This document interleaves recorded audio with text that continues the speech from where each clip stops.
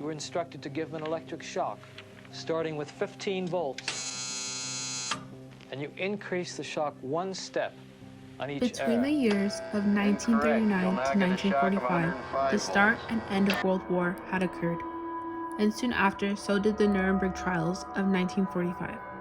What struck an interest was social psychologist Stanley Milgram, who was prompted by the interest in obedience during the war. He asked himself, how could someone be talked into committing such horrible acts on a person they'd never met? And could someone be convinced to the torture and killing of an innocent human? Although these were Milgram's questions and reasoning for his experiment, did he go too far?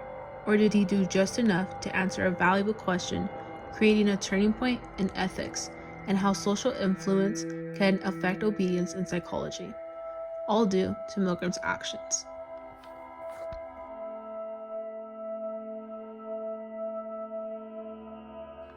Stanley Milgram was born August 15, 1933, in the Bronx of New York City.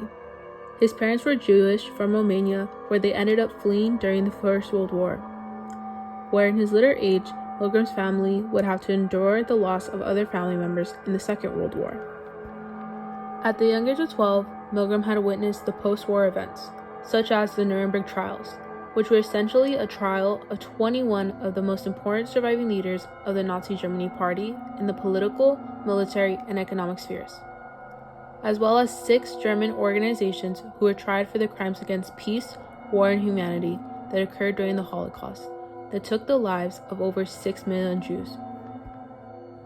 When the trial was held and questions were asked about the acts that these Nazi officials inflicted, the number one answer to why or how they could hurt these innocent people was that they were simply just following orders, which would have a major effect on Milgram's future choices of studies as he grew older. In the year 1960, Milgram was prompted for the position as an assistant professor of psychology at Yale University, where he did his research and grew an interest in the topic of obedience. Due to Milgram's family experience during the Holocaust, and this being the ending point of the Nuremberg trials, this sparked Milgram's thoughts. This is where he asked himself, could it be that Adolf Eichmann, a German official of the Nazi Party, and his million accomplices in the Holocaust were just following orders?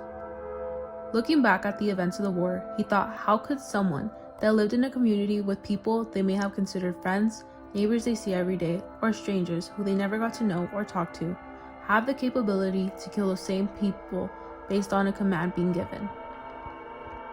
Milgram became fascinated by how humans could be influenced into the torture and murder of innocent people like the Jews, and why Germans were so obedient to follow any orders they were given.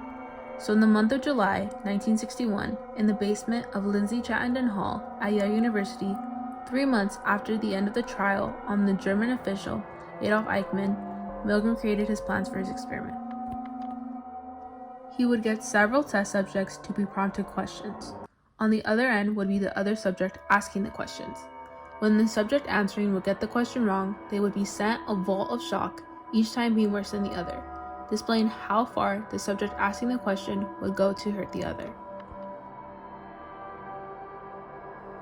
In August of 1961, after the approval of the grant proposal was given, a public service announcement was made, saying the subjects between the ages of 20 and 50 were needed for a memory study at the University of Yale, under Professor Stanley Milgram. Later then, the experiment took place with 20 males aged between 20 and 50. The subjects were put in a room with each other, where one subject was referred to as the teacher and the other the learner. The teacher would be the one asking the questions and the learner would be the one answering. What the teacher didn't know was that the experiment was rigged. So after each question, the teacher was instructed to give a shock. As the experiment went on, the shocks became worse. Even with the learner screaming and begging to stop, the teacher would be given 4 chances until the experiment completely stopped. The teacher refused a shock once, and the experimenter would say, "Please continue." The second time they denied to shock the learner, the experimenter would say, "The experiment requires you to continue." And the third time the teacher denied the shock, the experimenter would say, "It is absolutely essential that you continue." And the last time the teacher denied the shock, the experimenter would say, "You have no other choice. You must go on." The teacher would continue with the pressure being given, not knowing that the learner wasn't a subject at all, but merely an actor, made to seem as though they were being tortured. we took a look at the experience of a teacher in the experiment by the name of Halbert Weiner.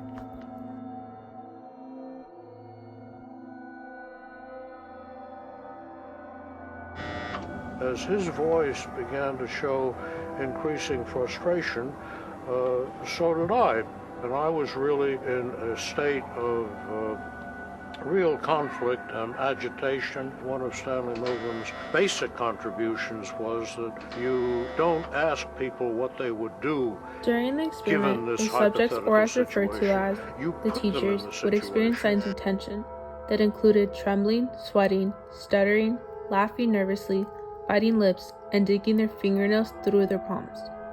3 subjects even experienced uncontrollable seizures, causing them to be hospitalized, all due to the pain they thought they were inflicting on other people, who weren't even subjects to begin with.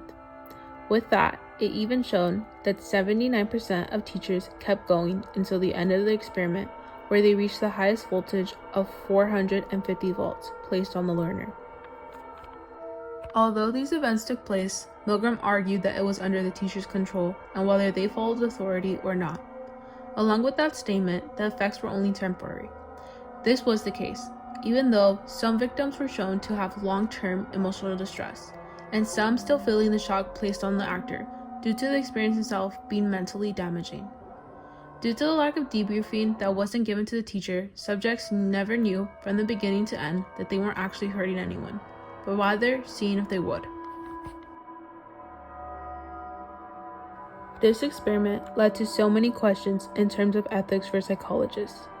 Did Stanley Milgram take it too far, and at what cost? We look into an interview being given by Dr. Thomas Blass, a professor of psychology, on the Milgrams experiment.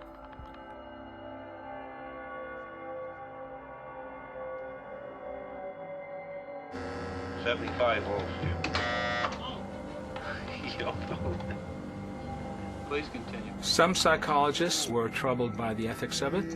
Many, if not most subjects, found it a highly stressful, conflicted experience. People are stammering, stuttering, laughing hysterically, inappropriately. 150 volts. Experiment. That's all. Get me out of here. I told you I had my trouble. My heart's starting to bother. Or it wasn't like they were going blithely, sadistically. People went stop and go, stop and go. They were in a state of conflict, which created a tremendous amount of stress. So that was the main critique. This will be at 3:30. In the year 1963, Milgram's obedience study was found to be breaking many rules in the APA, a code of conduct and ethics for psychology, leading to the code of informed consent, deception, and protecting from psychological harm to be strengthened and changed, to a stricter extent, which in today's age would lead to an experiment just like Milgram's to never be approved. Even so, this experiment left behind 2 major turning points, and not just ethics, but in the way social influence regarding obedience can affect how we as humans are willing to obey a command no matter who or how it hurts someone. Now think about today and how obedience is displayed. We as Americans send troops to fight our wars. To the other side, we're known as evil, but aren't we just following orders?